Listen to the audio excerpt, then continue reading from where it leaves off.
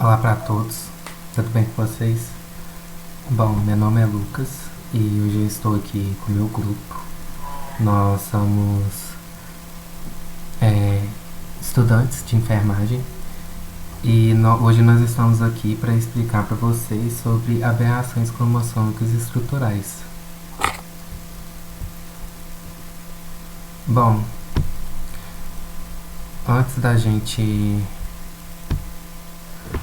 gente começar a falar sobre as aberrações estruturais cromossômicas, é importante a gente relembrar um pouco sobre o cromossomo.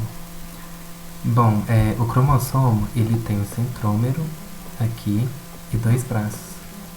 Geralmente esses dois braços são chamados de cromátides. E o cromossomo ele nada mais é que uma estrutura que abriga o nosso material genético. Ou seja, ele é uma molécula de DNA condensada que carrega ali dentro de si todos os nossos genes, todas as nossas informações genéticas que são passadas para nós através de nossos pais. E agora que a gente falou um pouco sobre o cromossomo, a gente pode dar continuidade aqui e começar a nossa apresentação para falar das alterações cromossômicas estruturais. Essa alteração estrutural cromossômica é aquela que não altera o número do cromossomo, mas sim a sua estrutura, a morfologia do cromossomo. E geralmente, quando ocorre alguma alteração nisso, a gente vai ocorrer as famosas anomalias, né, que acontecem através dessa perda do material genético, ou troca, ou ganha de pedaços. E dentro dessas alterações, nós temos 4 tipos, que são a deleção, a duplicação, a multiplicação, a inversão e a translocação. E falando agora um pouco sobre a deleção, bom, a deleção ela nada mais é que uma alteração na estrutura do cromossomo em que há perda do material genético. Ou seja, ele vai perder parte desse material genético aqui. E geralmente essa perda ela ocorre no crossing over, porque é no crossing over que está ocorrendo uma variabilidade genética ali, está tendo a permutação. E durante esse processo, os cromossomos eles precisam trocar pedaços. E às vezes durante essa troca de material genético no crossing over, um pedaço, às vezes, ele não é encaixado em outra parte do cromossomo. E ele acaba ficando perdido ali. Então, no final do processo da meiose, esse pedaço do material genético do cromossomo ali, ele fica perdido. Então, toda vez que nós temos uma mudança na estrutura do cromossomo, nós chamamos de anomalias estruturais. E geralmente, através da deleção, nós temos várias síndromes que são conhecidas, que vai ser explicada mais à frente aqui do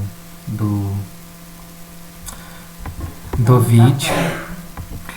E lembrando que essa alteração cromossômica ela acontece principalmente durante a meiose, durante a divisão celular que é responsável pela formação dos gametas. Oi gente, eu me chamo Thalita, eu vou falar sobre a minha parte do trabalho. A minha parte é sobre translocação. Então, gente, a translocação ocorre quando o cromossomo se quebra e o fragmento se une ao cromossomo não homólogo ao original. Ou seja, um cromossomo que apresenta genes diferentes. A translocação pode ser recíproca, quando ocorre a troca de fragmentos entre dois cromossomos, ou não recíproca, quando o cromossomo transfere fragmento, mas não recebe outro de volta. Algumas translocações podem ocorrer doenças graves, como hiperplasia adrenal congênita, causada por uma translocação recíproca. Simples ou não recíproca é quando o cromossomo recebe um segmento de outro cromossomo, frequentemente associadas a fenótipos anormais, letalidades. Recíproca ou balanceada, quando dois cromossomos não homólogos se recombinam ou quando a quebra é induzida pelo ambiente. Esse efeito, gente, normalmente pode formar gametas danificados. E eu vou falar um pouco dessa doença, da hiperplasia adrenal congênita. Então, gente, ela é conhecida como HAC, é um grupo de doenças genética que afeta as glândulas suprarrenais, responsável por liberar vários hormônios necessários para o perfeito funcionamento do corpo, como clitorqueroides, mineralocorticoides e andrógenos, aos hormônios sexuais masculinos, como a testosterona. Pessoas com HIC possuem enzimas que as glândulas suprarrenais precisam para produzir esse hormônio, por isso só o organismo não é capaz de produzi-los.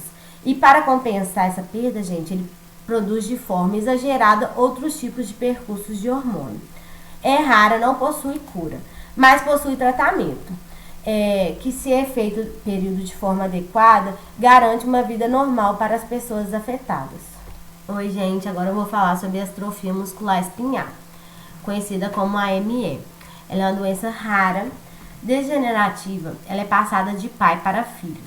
Ela interfere na capacidade do corpo de produzir proteína essencial para a sobrevivência dos neurônios motores. É responsável pelos gestos voluntários vitais simples do corpo, como respirar, engolir e se mover. Vários do tipo 0 ao tipo 4 depende do grau do comprometimento dos músculos e da idade que surgem os primeiros sintomas. Eu vou falar um pouco sobre os sintomas. Os neuromotores morrem devido à falta de proteína e os pacientes vão pouco a pouco sentindo os sinais e sintomas da doença e pode levar até a morte. Os principais sinais e sintomas do AME é perda do controle de força muscular, incapacidade, dificuldade de mover, locomoção, incapacidade de engolir, dificuldade de segurar a cabeça e incapacidade de respirar. Eu vou falar um pouco sobre o diagnóstico também. O diagnóstico de atrofia muscular, ele é feito com base ao protocolo da doença publicado pelo Ministério da Saúde. Então, gente, eu vou falar sobre o tratamento. No Brasil, só tem um medicamento que é eficaz, que é Nuzenizena. Ele trata dos quadros mais graves de AME. Esse tratamento pode ser eficaz se for bem tratado. Para tipos de AME 2 e 3, o Ministério da Saúde ofertará medicamento e a modalidade de compartilhamento de risco. Nesse formato, o governo só paga pelo medicamento se ele vê que o medicamento está tendo melhora do paciente. Agora eu vou falar dos tipos, né? E a capacidade funcional máxima. Eu vou falar um pouco sobre os tipos, gente. O tipo 0, ele não atinge os marcos motores. O tipo 1, ele não consegue sentar sem apoiar. O tipo 2 permanece sentado de forma independente, porém ele não consegue andar de forma independente. O 3, ele anda de forma independente, porém pode perder estabilidade com o processo do que a doença for... a progressão, né, gente, da doença. O 4, ele anda e não perde essa habilidade, podendo apresentar certas fraquezas musculares. Oi, gente, eu vou dar continuidade ao trabalho e vou falar um pouco sobre duplicação. A duplicação é uma alteração cromossômica estrutural, em que a repetição do material genético Esse material ocorre geralmente após uma deleção, né, que é a perda do material genético. Ele se duplica para preencher esse espaço aqui. E a cromatide irmã, o fragmento se une à cromatide irmã formando uma posição extra duplicada. Ocorre principalmente durante a meiose, né, gente, no processo de permutação, onde há uma troca de variabilidade genética. Existem poucas síndromes conhecidas durante a duplicação, porque não tem efeito fenótipo, e sim genótipo. Uma das poucas síndromes conhecidas é a síndrome de Charcot-Marie-Tooth.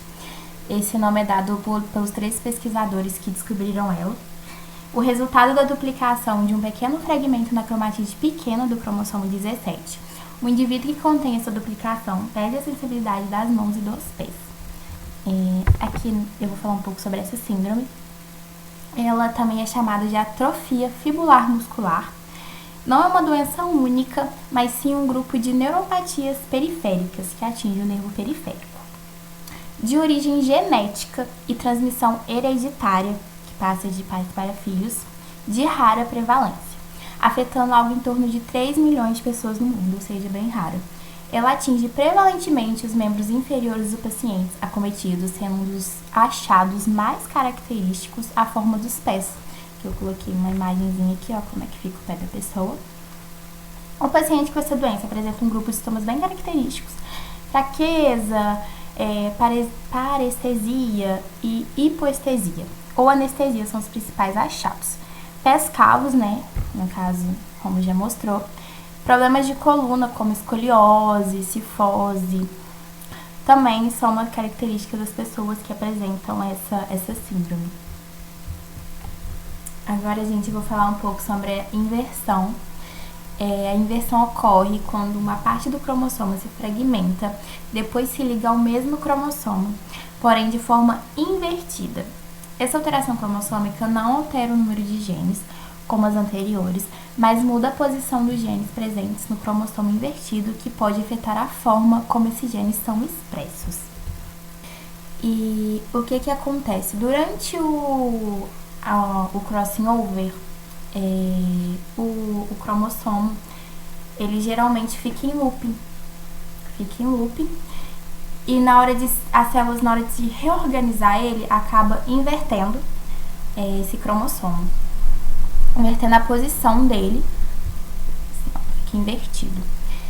Existem 2 tipos de inversão, que é a pericêntrica, quando a parte invertida envolve o centrômero, ou paricêntrica, quando o centrômero não é envolvido. E encontramos uma patologia, que é a hemofilia tipo A, uma inversão no cromossomo X, que inativa o fator 8 de coagulação. Cerca de 2% da população mundial possui inversões detectáveis por microscópio, mas são fenotipicamente normais, ou seja, a alteração é só no gene mesmo. Em alguns casos, pessoas contendo inversões podem ter filhos com problemas genéticos graves, pois na formação de gametas, essas inserções podem causar deleção e duplicação de segmentos.